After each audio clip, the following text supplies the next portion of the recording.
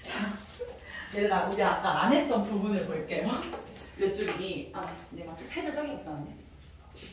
89쪽에 항일 의병전쟁이 나와 있지. 이제 우리가 일본에 아까 배웠던 국권 침탈에 맞섰던 사람들을 볼 건데, 얘들아, 네모 2번은 항일 의병전쟁이잖아요. 뒷장을 봐봐. 90쪽. 90쪽은 애국개몽운동이라고 나와 있어. 우리가 일본에 맞섰던 흐름이 크게 두 가지가 있는데, 하나는 항일 의병전쟁이고 나머지 하나는 애국개몽운동인 거야. 이 두 가지 흐름을 따로 한번 따로 보면서 같은 어떤 맥락에서 좀 봐주셔야 되는데요. 얘들아, 일단은 우리가 앞부분을 한번 떠올려 볼게. 양반 유생들 중심으로 개화정책에 반발하면서 성리학 정신을 수호하려고 했던 걸 뭐라고 부르죠? 네 글자로?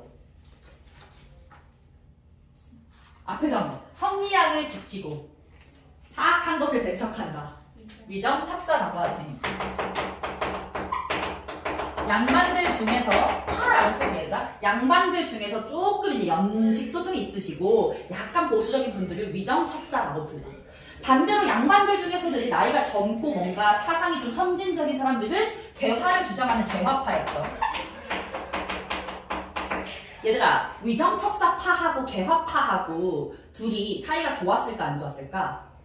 사이가 되게 안 좋았어. 둘은 아예 뇌 구조 자체가 다르다고 보면 돼. 너네 막 길 가다가 막 그런 분들 있잖아. 막 여자애가 치마 입고 말이야. 막 이런 아저씨들 보면은 막 말이 안 통하잖아. 그런 느낌이라고 생각하시면 돼. 둘은 뇌 구조 자체가 달라. 알겠지? 근데 얘들아, 이분들은 우리가 배웠던 1870년대, 60년대, 90년대에는 사이가 안 좋았는데 이제 1900년대로 오면 공공의 적인 누구에 맞서야 돼? 둘 다 일본에 대항을 해야 될 거 아니야? 이제 둘이 싸우고 있을 시간이 없죠. 그쵸? 근데 이 두 분이 일본에 맞서는 방식이 같았을까 달랐을까? 당연히 다르겠지. 뇌구조가 다르니까. 그래서 이분들이 행했던 운동을 각자 다른 이름으로 보는 건데, 위정척사파 양반 유생 할아버지들이 주로 했던 방식이 지금 거기 나와 있는 항일 의병전쟁입니다.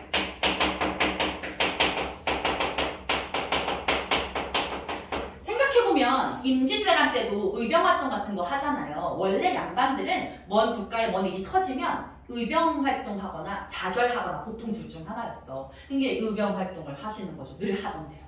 근데 이제 개화파가 선택했던 방식은 뭐였냐면 뒤에 있는 애국개몽운동이에요. 의병은 뭔지 아시잖아요. 그쵸? 애국개몽운동이 뭔지 한번 보도록 할게요. 얘들아. 애국, 나라를 사랑하는 마음으로 계몽, 깨우쳐야 한다라고 하는 거잖아. 얘들아, 요 애국개몽운동 어차피 뒤에 교재에서 다 설명을 하긴 할 건데요. 애국개몽운동은 사회진화론이라는 사상을 수용합니다. 얘들아, 다윈의 진화론 알죠? 다윈의 진화론에서 핵심적인 키워드는 약육강식, 적자생존이야. 강한 자가 약한 자를 잡아먹는다는 거잖아, 얘들아. 물론 그게 다윈 진화론의 핵심은 아니지만, 얘들아, 세렝게티 초원에 사슴이 뛰어가고 있어. 근데 걔를 발견한 사자가 우다다다 뛰어와서 사슴을 잡아먹었어. 우린 그걸 보고 사자 저 나쁜 새끼라고 생각하나요? 아니지. 왜? 강한 동물이 더 약한 동물을 잡아먹는 건 당연한 자연의 섭리잖아. 어떻게 보면 사슴은 초식동물이니까 자기보다 약한 풀을 뜯어먹고 이렇게 자연이 돌아가는 순환의 원리를 가지고 있죠. 그 진화론은 인간 사회에 적용시킨 게 사회 진화론이야. 그래서 사자가 사슴을 잡아먹는 게 당연하듯 강대국이 약소국을 지배하는 것도 자연스러운 거다라고 해석을 하는 거야. 맞는 말 같아? 틀린 말 같아?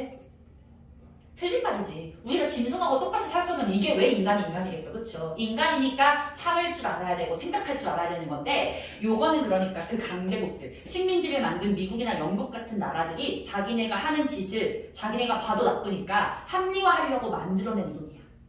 근데 그냥 얼핏 들으면 틀린 말은 아닌 것 같잖아. 그러니까 요 애국개몽 운동을 했던 개화파들은 요거를 받아들인 거야. 받아들여서 우리가 지금 일본에게 이렇게 그 침탈을 받는 것은 우리가 약소국이기 때문이다. 그러니 우리가 얼른 실력을 키워서 강대국이 된다면 일본의 이러한 침탈에서 벗어날 수 있을 거다라고 하는 거야. 알겠지? 그래서 얘네는 실력을 키우려고, 실력을 양성하려고 한다. 오케이? 이렇게 두 가지의 흐름으로 가는 거야. 근데 얘들아, 항일 의병 전쟁하고 그러면 애국개몽 운동하는 분들은 사이가 좋았을까 나빴을까?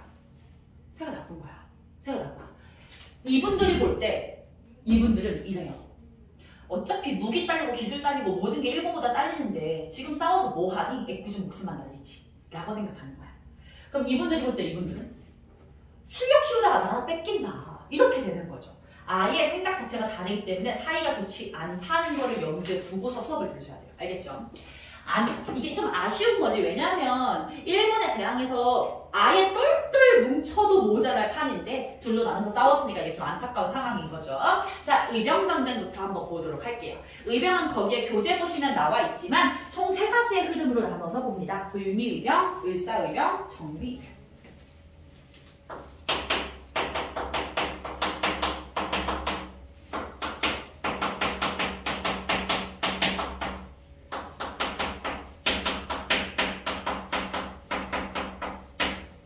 의병 앞에 붙은 두 글자들은 그 해를 나타내는 표현이니까 어느 정도 요 이름만 보고서 유추할 수 있는 게 있어요. 일단 을미의병, 을미년에 발생을 했겠지. 내가 거기에 연도를 잘못 써놨거든. 연도를 고쳐주세요. 1904년이 아니고 1895년이야.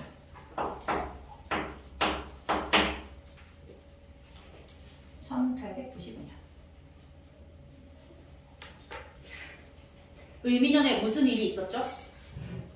을미 사변. 일본이 우리나라의 왕비인 명성황후를 시해했죠. 그리고 을미 개혁에서 양반 유생들이 발작 버튼이 뭐였죠? 단발령. 감히 부모가 주신 머리카락을 가하라고요. 요거 2가지의 분노한 양반 유생들이 일으킨 사건이 바로 을미의병입니다. 아셨죠? 뭐 원인 이런 거는 그냥 유추를 할 수가 있을 거고요. 주도하신 분들 이름 체크할게요. 유인석, 이송웅, 유인석, 이송웅. 위정척사 사상을 바탕으로 한 양반 유생들이 주도했어. 얘들아, 일반 백성들, 농민들은 을미사변과 단발령에 분노했을까? 안 해요. 왜냐면 우리 백성들은 명성황후 싫어하거든. 잘 죽었다 이러고 있는 거야. 명성황후가 민주세력 때문에 개화정책하면서 나라 다 망쳐놨는데 잘 됐다 이러고 있는 거야. 단발령? 뭐 저거는 유교 사상을 이렇게 체득한 그런 양반 유생들이나 싫어하는 거지 우리 농민들이 다른 데만은 상관없는데요. 그래서 농민들은 별로 가담 안 해. 거의 양반 유생 주도였어.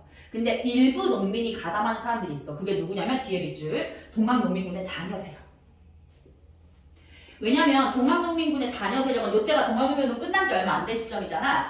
어차피 돌아가봤자 죽음밖에 기다리고 있는 게 없기 때문에 여기 의병에 가담을 해가지고 일본에 맞서자라고 하는 생각이었어.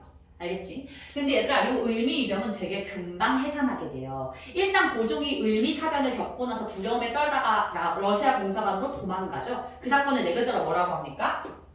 아간파천. 얘들아, 아간파천을 하면서 어떻게 보면 왕이 궁궐을 비운 거기 때문에 자동으로 을미개혁은 중단돼. 그러면서 단발령을 처리하게 돼요.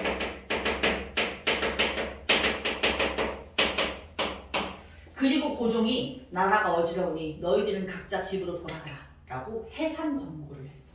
고종의 해산 권고. 이분들은 양반 유생들이잖아. 임금의 말씀을 목숨처럼 여기죠. 그래서 임금이 해산하라고 하자 다 해산해버립니다. 그게 조금 허무하게 끝난 게 을미의병이야. 알겠죠? 근데 얘들아, 아까 말했듯이 이 동학농민군의 자녀 세력은 돌아갈 곳이 없어. 그래서 이분들은 거기 해산 맨 끝에 보시면 활빈당 등을 조직하여. 활빈당 체크. 투쟁을 지속합니다. 활빈당 얘들 들어본 적 있지? 그 홍길동전에 나오는 그거잖아요. 그러니까 이거는 뭐냐면 이 의병들이 만든 이 동학농민운동 자녀 세력이 만든 무장 조직이거든요. 그래서 계속해서 일본을 상대로 투쟁을 하면서 정말 홍길동이 했던 것처럼 이제 뭐 탐관올이나 이런 사람들의 집을 털어서 가난한 사람들 도와주고 이런 활동도 했던 단체라고 생각하시면 돼요. 알겠죠? 자, 그러고서 10년 동안 아무 일도 없다가 을사년에 다시 한번 의병이 일어납니다. 을사년에 무슨 사건이 있었어? 을사늑약? 을사늑약이 터지면서 을사늑약에 반대해서 의병이 일어나는 게 을사의병이에요. 얘들아, 아까 말했듯이 을미의병 때 을미사변 단발령은 양반들에게나 분노 포인트지 일반 백성들이 별로 동요하지 않는다고 했잖아. 근데 을사늑약은 어떻겠어? 나라를 양반만 뺏기진 않겠죠. 그러니까 이제 이때부터는 일반 농민들도 굉장히 많이 가담을 하기 시작을 하는 거야. 을사의병에서는 의병장의 이름을 외워주셔야 돼요. 의병장과 의병장이 활동했던 지역을 좀 매치를 시키셔야 됩니다. 일단 홍주성을 점령한 민종식. 그리고 이게 교과서마다 지역 이름이 다르게 돼 있어서 여기서는 정읍순창, 정읍순창 전라도 지역인데요. 여기를 점령한 최익현 별표. 우리 최익현 할아버지는 초면입니까? 구면입니까? 완전 구면이죠. 요분 앞에서 뭐 했던 분? 외양 일체론을 주장해서 강화도적에 반대했던 분. 이분이 그때 고종에게 굉장히 거세게 반대를 하면서 도끼를 갖다 놓고서 강화도적 맺을 거면 제 목을 이걸로 치고서 가십시오라고 협박을 해가지고 분노한 고종이 이 최익현을 제주도로 유배를 보내셨어요. 그래서 이분은 을미이병 때 제주도에 있어가지고 아무것도 못했어. 만약에 이분이 서울에 있었으면 분명 봉기를 하셨을 거예요. 그러고서 이제 을사의병 때 나이가 77세? 완전 나이가 많은 거지. 요때 기준 77세면 지금은 좀 90대일걸? 근데 그 연로한 몸으로 의병을 직접 일으킨 거야. 근데 이 최익현 같은 경우에는 의병을 일으켜서 싸우는데 이제 상대편에 일본군이 있을 거 아니야. 열심히 싸우다가 그 일본군과 함께 우리 정부군이 같이 왔을 때 그걸 보고서 바로 그냥 항복을 해버립니다. 나는 같은 민족끼리 싸우고 싶지 않다 라고 하면서. 그래서 그때 잡혀가지고 스시마섬으로 유배를 가요. 근데 스시마섬 어느 나라 땅이게? 일본 땅이죠. 그래서 일본 놈들의 땅에서 일본 놈들이 주는 물과 음식은 먹고 싶지 않다라고 단식 투쟁을 하다가 거기로 돌아가시는 분이에요. 그래서 쌤은 최익현 할아버지 되게 좋아합니다. 계속 나오잖아요. 별표하라고. 중요하기도 한데요. 개인적으로 좀 이렇게 약간 뚝심 있는 맞잖아 얘들아. 이거 막 하다가 갑자기 끝에 변절 이러면 막 할 말이 없는데 되게 멋있죠. 진짜 나 최익현 할아버지 그 민족극 네이버에 검색하면 민족문화 대백과 이런 거 나오거든요. 그거 읽다가 눈물 날 뻔했잖아요. 너무 멋있어. 자 그리고 아래 평민이병장 신돌석 체크. 신돌석도 별표예요. 뭐 누가 봐도 평민이잖아, 그쵸? 어느 양반집에서 귀한 아들의 이름을 돌돌이라고 짓겠어 얘들아. 돌석이는 평민인데요. 엄청 중요한 건 최초로 평민 출신으로 의병장이 된 사람이야. 그러니까 평민들이 의병의 그 병사로서 가담은 할 수 있지만 의병장은 그동안 못하는 게 룰이었어. 물론 1차 가보개혁 때 신분제가 폐지되고서 10년 정도가 지난 시점이지만 여전히 그런 차별은 남아있었단 말이야. 그럼에도 불구하고 신돌석은 자신의 능력을 바탕으로 의병장이 되신 분이에요. 이분은 너무 잘 싸워서 교과서에 설명 나와 있긴 한데요. 별명이 태백산 호랭이 라는 별명을 가지고 있을 정도로. 그래서 이제 뭐 신돌석이 나타나면 일본 애들이 부들부들 떨었다 뭐 이런 얘기도 있어요. 근데 얘들아 아까 을미이병은 너 단발령이 철회되고 고종이 해산을 권고해서 해산했다고 내용이 나와 있었잖아. 근데 을사의병은 표에 해산 있습니까 없습니까? 없죠? 왜 없게?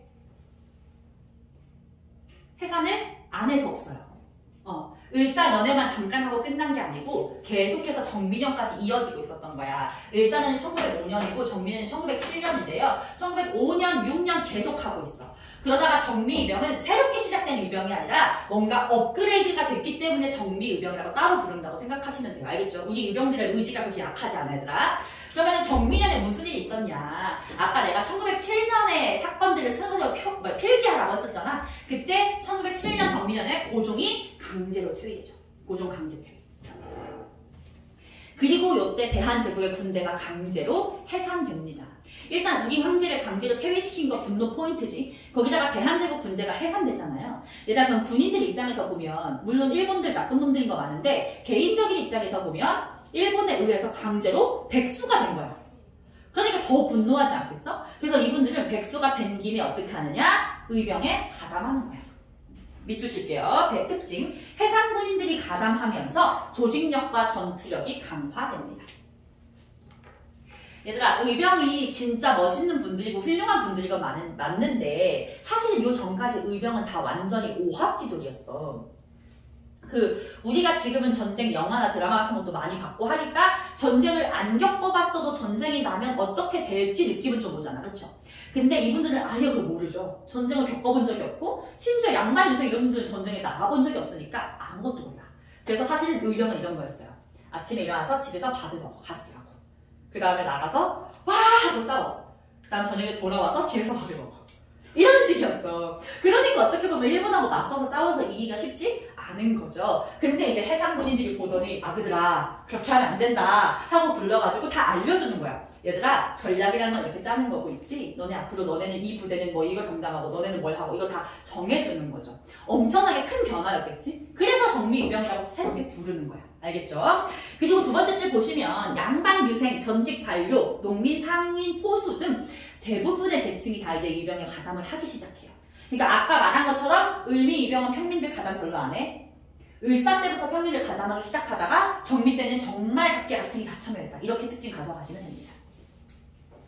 자, 정미의병 때는 아까 말했듯이 해상군인이 가담하면서 전투력과 조직력이 강화가 됐잖아. 그러면서 이제 이 해상군인들이 보니까 전국적으로 의병이 되게 많아. 그럼 얘네들이 따로 놀 것이 아니라 힘을 합치면 훨씬 더 큰 타격을 줄 수 있잖아. 그래서 전국의 의병을 싹 다 모아요. 그걸 거기 보시면 13도 창의군이라고 해요. 정미의병에 속해 있는 군대라고 생각하시면 돼요. 전국 13도의 군대를 모아서 창의 뜻을 펼치는 군대. 총대장 이인영, 군사장 허위, 이인영, 허위는 이름 동그라미 해놓으시고 그렇게까지 중요하진 않은데 이분들 이름을 알면 문제 풀기 편합니다. 자, 이분들은 둘째 줄 보시면 각국 영사관에 공문을 보내 의병을 국제법상 교전단체로 인정할 것을 요구했어. 어려워 보이지만 무슨 말이냐면 현재 대한제국 군대가 해산된 상황이잖아요. 근데 해상군인 대부분이 여기에 가담했으니까 우리 정미 의병을 대한제국 군대로 인정해달라는 요구였어. 받아들여지진 않죠. 그러고서 서울 진공작전 별표. 서울 진공작전 별표. 얘들아 13도 창의군이 전국의 의병들을 모은 거잖아. 이름 보시면 느낌 오겠지만 한날 한시에 서울로 진공을 해서 일본을 몰아내자라고 하는 작전이었어. 그래서 거기 보시면 선발대가 서울 근교까지 진격을 해가지고요. 저 동대문 바깥까지 왔는데 결국은 일본의 강력한 군대에 의해서 실패를 하고 맙니다. 근데 얘들아 단순히 우리가 일본보다 군사력이 약해서만은 아니었던 게 이 13도 창의군 정미의병이 지니는 한계점이 있었어요. 그게 뭐냐면 양반 유생들이 자신들의 어떤 신분적인 특권을 놓지 못했다는 게 있었어. 이건 일단 들어만도. 첫 번째는 뭐냐면 신돌석. 엄청 잘 싸운다고 했잖아. 근데 이때 13도 창의군을 짜면서 각 부대별로 대장을 뽑았겠지. 근데 거기서 신돌석을 뺐어. 평민이라는 이유로. 그래서 신돌석보다 못 싸우고 싸운 경험이 없는데도 양반 출신이면 넣어주고 신돌석은 일반 병사로 넣어버린 거야. 그럼 이거는 신돌석만의 문제가 아니라 그걸 보고 있던 모든 평민들이 좀 사기가 떨어지겠지? 싸우기 싫지 않겠어? 그쵸? 일단 첫 번째는 이거였고요. 두 번째는 총대장 이인영. 이분이 서울 진공작전을 전개하기로 한 디데이 3일 전에 아버지가 돌아가셔요. 물론 아버지가 돌아가신 건 굉장히 슬픈 일이고 심각한 일인 건 맞는데 그래도 서울 진공작전을 앞두고 있으면 좀 이걸 해놓고서 할 수도 있는데 아버지 3년상을 치러야 된다고 하면서 고향에 내려가 버렸어.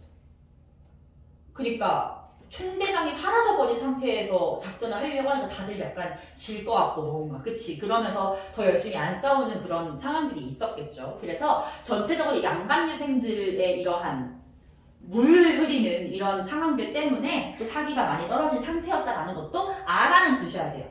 이게 의병 전체 한계점이에요. 알겠죠? 어쨌든 간에 서울 진공작전은 실패했습니다만 서울 진공작전이 실패했다고 해서 바로 그냥 철수해버릴 의병들이 아니야. 계속해서 전국 각지에서 각자 자기 지역에서 의병들이 활동하고 있었고요. 그 중에서 가장 열심히 싸웠던 게 호남의병이에요. 호남의병. 얘들아 우리 영남 만인소 사건 했잖아. 영남 지방이 경상도를 뜻하고요. 여기서 말하는 호남이 전라도를 뜻합니다. 전라도 지역 의병들이 굉장히 열심히 치열하게 싸운 거야. 그래서 일본 애들이 막 지겨운 거예요. 이놈의 의병들 죽여도 나오네? 이런 생각을 하면서 아예 의병들이 더 이상 활동을 못하게 씨를 말려버리겠다 라는 작전을 펼치게 돼. 그래서 이 호남 의병들의 근거지를 포위 공격하는 남한 대토벌 작전을 펼치게 됩니다. 남한 대토벌 작전. 말 그대로 남한, 요 호남 지방을 대토벌하겠다.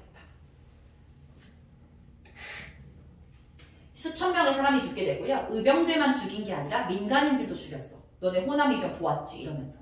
그래서 이 남한을 도발 작전 이후로는 더 이상 의병 활동을 지속할 수 없는 수준까지 가게 돼요. 그래서 살아남은 소수의 사람들은 어차피 우리의 숫자 이 적은 쪽수만으로는 일본과 싸울 수 없다라고 판단을 해서 거기 보시면 간도나 연해주로 이동해서 일제강점기에 계속해서 독립전쟁을 이어나가는 그 분들이 되기는 합니다. 아셨죠? 이렇게 하면 의병의 내용은 끝이고요. 우리 뭐를 볼 거냐면 날개단의 정미의병의 모습 사진 한번 볼게요. 얘들아, 이 사진만 보고서 이 사진이 정미의병인 걸 알 수 있는 요인이 뭐가 있을까요? 맞았어. 이 분위기. 확대.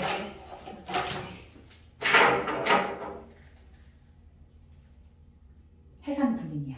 군복 입고 있는 거잖아요. 그래서 해상 군인이 함께 있다는 걸 통해서 정미의병인 거 아시면 됩니다.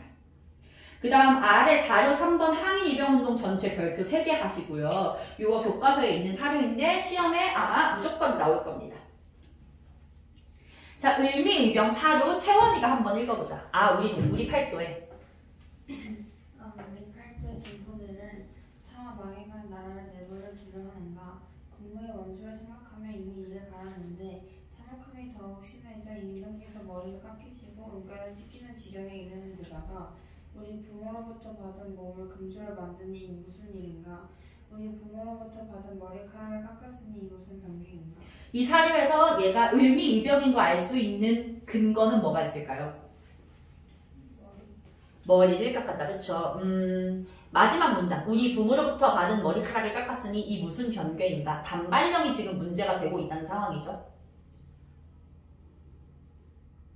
근데 하나가 더 있어. 첫 번째 줄에 국모의 원수. 국모, 나라의 어머니 명성황후 시해된 거 얘기하는 거예요. 을미사변.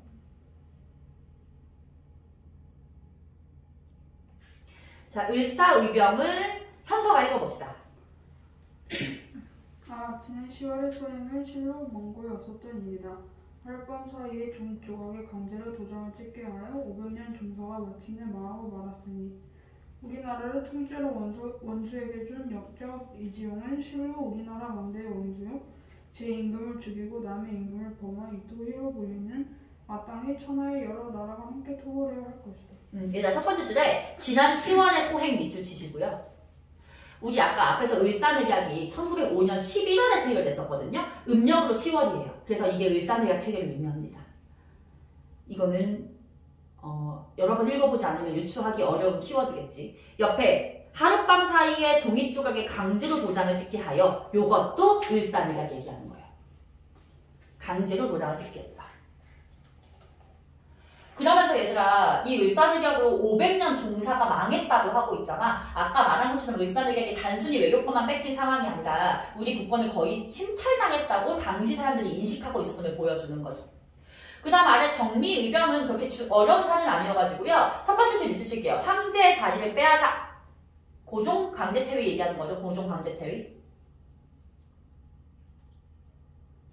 그리고 두 번째 줄, 미관 말직까지도 일본인이 차지하여 일본인 관리를 임명했던 한일 신협약 얘기하는 거예요.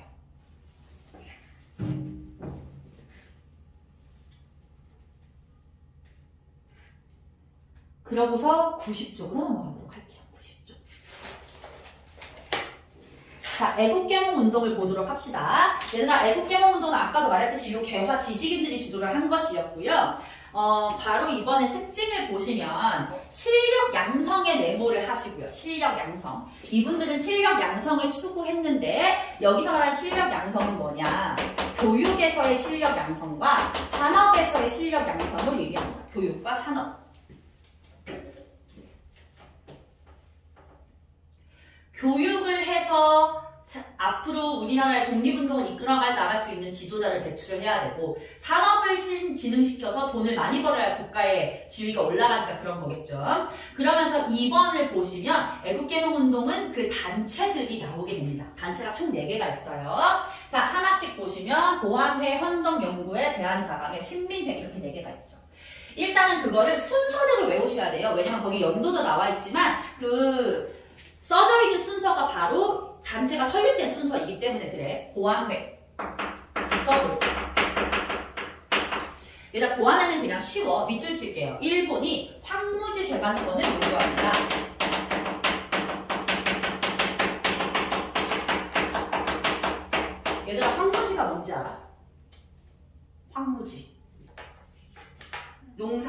지을 수 없는 땅을 얘기하죠. 주인이 없는 땅. 그 땅을 개간한다는 것은 그 땅을 농사 지을 수 있는 땅으로 바꿔주겠다는 거야. 근데 일본이 이렇게 좋은 일을 해줄 리가 없잖아. 그쵸? 요때 국제법적으로요. 황무지는 개간한 사람이 임자였어요. 그러니까 황무지 개간권을 달라고 했다는 건 우리 땅을 자기네가 가지려고 했다는 의미죠. 그래서 요걸 갖다가 철회시킨 것이 고안개입니다. 우리 이거 다음 주에 경제할 때 또 언급될 거라서 중요하고 시험에 굉장히 잘 나와요. 두 번째 단체는 헌정,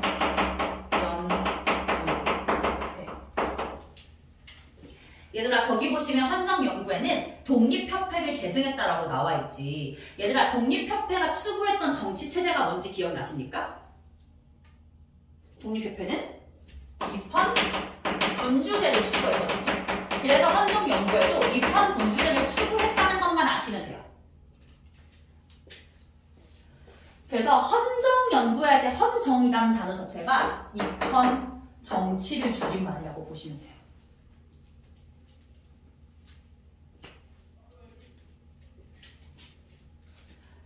그리고 대한자강회. 자강이라는 말은 앞으로 많이 나올 단어인데 스스로 강해진다라는 뜻으로 실력 양성을 이미 내포하고 있는 단어겠죠. 대한자강회도 거기 보시면 헌정연구회를 계승했대. 그러므로 대한자강회도 입헌 군주제를 추구합니다. 오케이? 자, 그러고 제가 대한자강회 했던 거를 두 번째 줄부터 읽어볼게요. 전국에 지회를 설치하고 월보를 가능한 등, 월보는 잡지야 잡지, 단체의 잡지를 가능하는 등 계몽운동을 전개했어. 근데 얘네가 활동하던 당시에 이제 일본이 해국사를 빌미로 고종을 강제로 퇴위시키는 거야. 그래서 고종 강제 퇴위에 반대하는 운동을 적극적으로 전개하다가 일제에 의해서 강제로 해산됩니다. 사실상 요 세 단체는 요거 한 개 특징만 알아도 돼요. 단체 하나 딱 특징 한 개씩만. 사실상. 알겠지? 그러고서 딱 분량만 봐도 느낌 오시겠지만 신민회가 가장 중요해요. 신민회는 별표 5개 정도 할까요? 너무너무너무 중요합니다. 신민회에 대해서 여기 나와 있는 모든 것이 다 중요해요. 한 개도 빼먹으시면 안 돼요. 알겠죠? 자, 일단은 신민회 주도한 사람 이름 체크해볼게요. 안창호, 양기탁, 신채호, 이회영, 이승훈. 여러분 교과서에는 신채호까지만 나와 있을 수 있는데 어차피 이회영하고 이승훈도 아셔야 돼요. 얘들아, 이 중에 구면인 분 누구 있어요? 아는 분? 안창호는 들어봤죠? 안창호는 독립운동 계속하셨던 분이죠. 굉장히 유명하죠. 여러분 2학기 중간고사 시험 범위에도 나올 분입니다. 양기탁 처음이시죠? 근데 양기탁은 여러분 다음 주에 배울 내용이 언급될 거라서 이분도 시험에 무조건 나와요. 신채호 다음 주에 나올 거고요. 2학기 중간고사에 5번 정도 언급될 거예요. 신채호는 너무너무 중요합니다. 아셨죠? 원래 직업은 역사학자고요. 이회영, 이승훈까지 이렇게. 이 신민회의 특징은 일단 비밀결사라는 거 별표할게요. 비밀결사입니다. 왜? 얘네들 다 일본이 강제로 해산시켰거든요. 일본에게 강제로 해산당하지 않기 위해서 비밀로 만든 거야. 그래서 비밀을 어떻게 유지를 했냐면 예를 들면 우리 같은 반에, 학교 같은 반에 A, B, C가 있어. 셋 다 신민회 회원이라고 쳐볼게요. 그러면 A는 한 사람당 신민회 회원을 딱 2명까지만 알고 지낼 수 있어. 그럼 A는 B랑 C가 신민회 회원인 걸 알고서 연락을 해요. 근데 우리 같은 반에 D랑 E도 있고 원래 우리 5명이 친해. 그래도 A는 D가 신민회 회원인 걸 몰라. 그렇게 비밀을 유지한 거야. 그럼 만약에 A가 일본에 잡혀가서 고문을 당한다라고 해도 B랑 C의 이름은 여차하면 되겠지만 D랑 E는 절대 들키지 않는 거지. 이렇게 비밀을 잘 유지했던 거고요. 공화정 동그라미 별표. 공화정이라고 하는 정치체제를 추구했던 겁니다. 여러분 공화정은 왕이 있는 거게 없는 거게? 없는 거예요.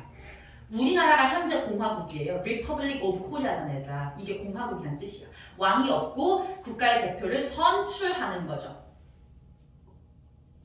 얘들아, 고종이 있을 때 공화정을 추구하면 반역이지만 이때는 고종이 퇴위를 당한 상황이고 순종은 사실상 황제라고 보기 어려운 상황이었기 때문에 이제 공화정을 추구를 하는 거야. 우리 시험 범위에서 공화정을 추구한 단체는 신민회밖에 없어요. 아셨죠? 자, 그러고서 신민의 활동을 보시면 어쨌든 애국계몽 단체니까 교육과 산업 분야에서 실력 양성을 추구합니다. 교육의 학교 이름 체크할게요. 대성학교, 오산학교. 현재 다 북한에 있어가지고 우리가 가볼 수가 없는 그런 학교죠. 어쨌든 간에 대성학교, 오산학교 세워서 어떤 근대적인 지식인을 키워내려고 했고요. 산업으로는 태극서관 자기 회사를 설립합니다. 태극서관은 서점이에요, 서점. 자기 회사는 도자기 회사입니다. 이거를 세워서 돈을 많이 벌려고 했던 거지. 근데 얘들아, 서점하고 도자기 회사도 돈을 많이 벌 수 있을까? 좀 돈을 많이 버는 회사는 아닌 것 같지? 이거는 이렇게 이용한 거라고 보시면 돼요. 딱 서점에 손님이 들어왔어. 책을 보겠죠? 그러면서 이렇게 가서 책을 보는 거야. 사책을 보는데 여기에 쪽지가 하나 껴있어. 몇 월 며칠 어디로 오시오? 이런 식으로 썼대. 도자기 회사도 마찬가지로 화병을 구경하지 갔는데 화병 안에 쪽지 한 장. 이런 식으로 이제 이용할 수 있어서 비밀 결사를 유지하는 도움이 됐다라고 얘기를 해요. 마지막 세 번째, 국외 독립운동 기지 건설 별표. 활동 중에서는 얘가 가장 중요해요. 얘들아, 신민회가 활동하던 시기는 1907년 이후거든요. 요때부터는 우리가 일본의 식민지가 된다라고 하는 시간의 흐름을 막을 수가 없게 돼. 시간 문제야. 그래서 신민회는 우리가 일제 식민지가 되더라도 장기적으로 독립운동을 할 수 있는 기반을 만들려고 한 거야. 근데 그게 국내에서는 불가능할 테니까 국외로 나간 거죠. 남만주 삼원보에 한인촌을 건설합니다. 삼원보 동그라미. 남만주에 삼원보라는 동네를 사요. 여기 중국 땅이니까 중국한테서 삽니다. 날개단 이회영이라는 분 볼게요. 이회영 사진 한번 보시면 이분이 이제 주도를 하신 건데 들어보신 적 있을 수도 있어요. 이회영은 이때 당시 조선 최고의 부자였다고 해. 서울에 얘들아, 서울 한복판에 명동이라는 동네가 있죠. 명동부터 해서 이 서울 위쪽으로 보면 남양주라는 동네가 있어요. 서울보다 커요. 명동에서 남양주까지 한 발자국도 빼지 않고 다 이회영 집안의 땅이었다고 얘기를 해. 이 서울의 금사라기 땅까지 포함해서. 명동은 이때부터 부자 동네였거든요, 얘들아. 그래서 이 이회영네 집안이 이 재산을 다 팔았을 때 나온 돈이 쌤이 10년 전에 들었을 때 800억이었거든요.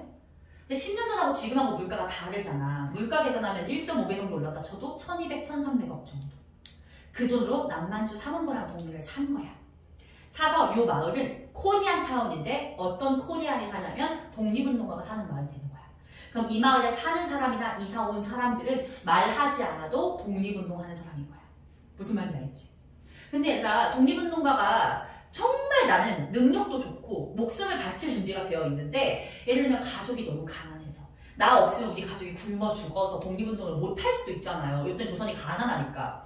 그런 상황을 막기 위해서 삼원보에 살고 있는 사람들의 의식주부터 교육비를 전부 다 이회영 집안 돈으로 대줘요. 근데 얘들아, 이게 사람이라는 게 어쨌든 간에 나도 살고 봐야 되니까 아무리 내가 돈을 갖다가 다 독립운동한테 쓰더라도 우리 가족이 먹고 살 만큼은 남겨놓는 게 인지상정 아니겠어? 그치? 근데 놀랍게도 이회영네 집안이 6형제거든요. 6형제 중에 이회영이 5째였어.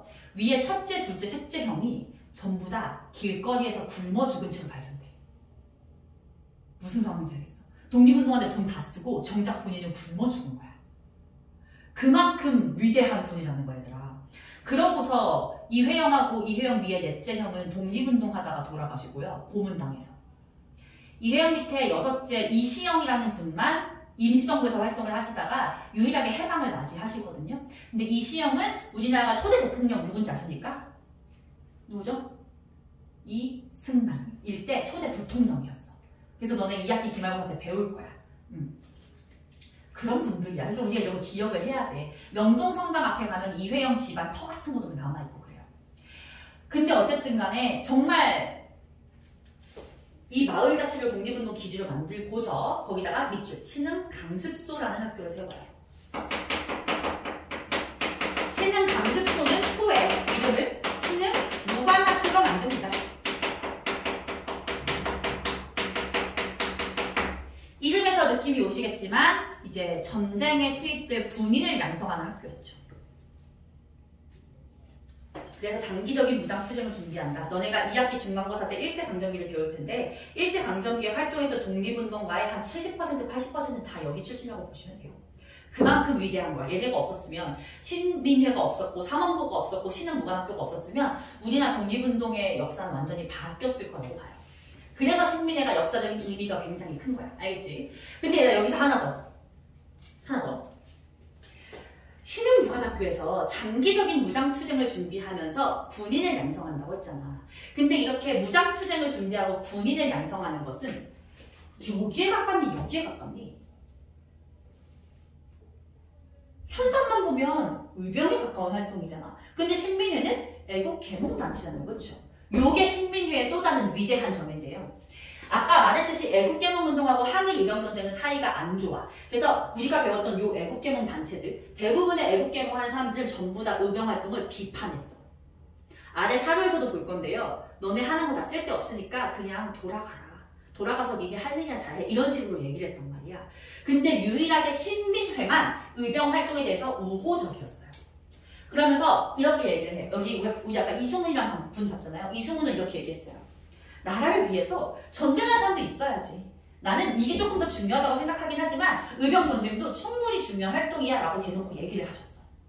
그게 엄청 중요한 거야. 알겠죠? 맨 아래 자료 보시면 자료 4번 애국개몽운동의 한계를 넘어선 신민회 별표 3개. 심화입니다. 심화. 얘들아 첫 번째 사료가 의병활동을 비판하는 모습이거든요. 잘 봐봐. 금일 의병 제군을 위해 충고함은 애국하는 마음에서 나오니 제군은 깊이 생각하라 라고 하면서 만약 단호한 충의의 열정을 참을 수 없고 진실한 마음으로 국권을 만회하고자 한다면 밑줄 눈앞의 치욕을 참고 국가의 원대한 계획을 생각해 일체의 무기를 버리고 각자 고향으로 돌아가라. 보여? 너네 전쟁하는 건 쓸데없다는 거야. 너네가 진짜 나라를 생각한다면 지금 싸우면 안 된다고 얘기를 하고 있죠. 그러면서 봐봐. 농사꾼은 농사를 열심히 하고 장인들은 공업에 힘써서 각기 산업에 종사하여 재산을 축적하고 자식을 교육하여 지성을 개발하여 실력을 양성하면 다른 나라의 독립을 기대할 수 있을 것이다.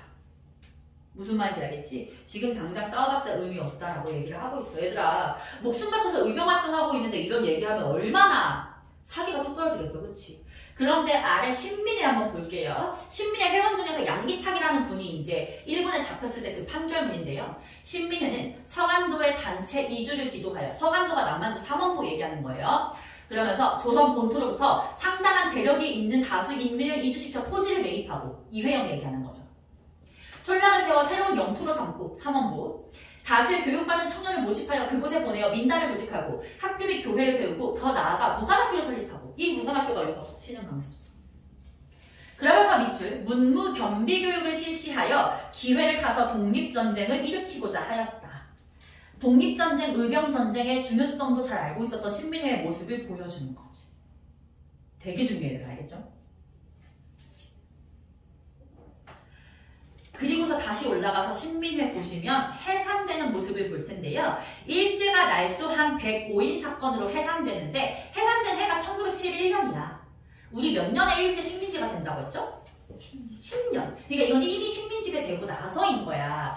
그러면 왜 이때 가서 해산되느냐? 아까도 말했듯이 신민회는 비밀 결사여가지고 비밀이 너무 잘 지켜진 나머지 일본이 심증은 가는데 누가 신민회 회원인지 물증이 없어서 못 잡고 있던 상황이었어.